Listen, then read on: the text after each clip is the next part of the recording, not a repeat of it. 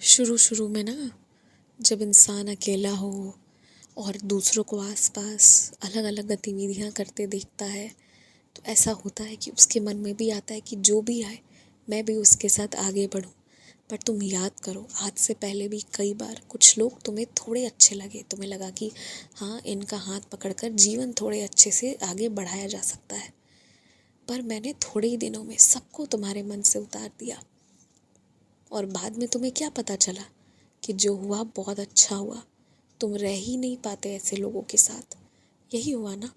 तो ठीक उसी तरह आज जिन जगह तुम्हारे काम बिगड़े हुए हैं, तुम्हें लग रहा है कि अब कुछ नहीं हो सकता जीवन में, या क्या होगा नहीं पता, पर यकीन मानो, जहाँ तुम कुछ नहीं कर सकते हो वहाँ तुम भरोसा रख सकते हो मुझ पर। और तुम बस मुझ पर भरोसा रखो और फिर देखना, जहाँ कुछ नहीं हो रहा है वहाँ बहुत बढ़िया होगा। हो सकता है आज समाज, खानदान, रिश्तेदार तुम्हें इज्जत देने में कतरा रहा हो, तुम्हें पहचानने में कतरा रहा हो, तुम्हें अपना रिश्तेदार मानने में कतरा रहा हो। 3-4 साल रुको, बस 3 से 4 साल रुको। ऐसा सब पलटेगा ना, ऐसा पलटेगा कि सब तुमसे अपना नाम जोड़ना चाहेंगे, अपने रिश्ते जोड़ना चाहेंगे। तो तुम देखो, बस ये एक क्षण है। और हाँ, इसका मतलब ये नहीं कि तुम्हारे किसी भी रिश्तेदार को तुम गलत समझो। कोई बुरा नहीं है, कोई गलत नहीं है। बस बात ये है ना कि समाज का ये एक तरीका ही हो गया है कि जो सुखी है, जो ऊंचे स्थान पर है, बस उससे रिश्ते ज़्यादा जोड़ना। और ये समाज ने ही मजबूरी भी बना दी है। तो ये इसके वजह से अपने रिश्तेदारों को गलत मत समझना, कोई गलत नहीं है। बस कुछ फैसले उनके गलत हैं जो ठीक हो जाएंगे समय के साथ। आने वाले अतिथि तुम्हारे लिए भी तोहफे लेके आएंगे और तुम भी उनके लिए अच्छे तोहफे रखोगे। ये सब तो होगा ही, मुझे पता है।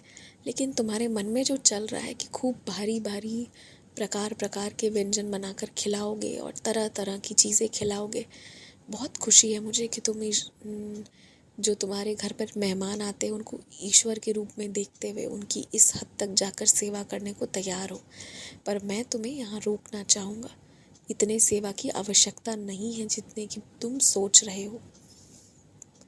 2 ही प्रकार बने, पर बहुत स्वादिष्ट बने, इसका ध्यान रखना। वरना तुम थाली बना दो, तरह तरह की चीज़ें बना दो, पर स्वादिष्ट ना हो तो आधी से ज़्यादा चीज़ें फिर फेंकाएंगी। और 2 पल के लिए बस सबको देखने में अच्छा लगे, इसके वजह से अपने शरीर को भी तुम तंग नहीं कर सकते, थका नहीं सकते। तो बस चुप होकर शांति से उतना ही बनाना जो तुम बना पाओ। 3-4, ज़्यादा से ज़्यादा 5 प्रकार के व्यंजन बहुत हैं, पर ये सब अच्छे से बने होने चाहिए। और इसमें किसी की ज़रूरत लगे तो सहायता भी ले लेना, इससे मत कतराना। तुम्हारी डायरी जिसके भी हाथ लगेगी ना, मैं वादा करता हूँ कोई पढ़ने का कोशिश तो करेगा ही, पर पढ़ नहीं पाएगा। कभी समय नहीं मिलेगा, कभी काम में फंस जाएगा, और फिर तुम्हें तुम्हारी डायरी वापस मिल जाएगी। पर तुम्हारी डायरी का तुमसे दूर जाने का मुख्य कारण जो था वो यही था, तुम्हें याद दिलाना कि उसकी कमी तुम्हें कितनी खलती है, उसकी कमी में तुम कितने परेशान हो जाते हो।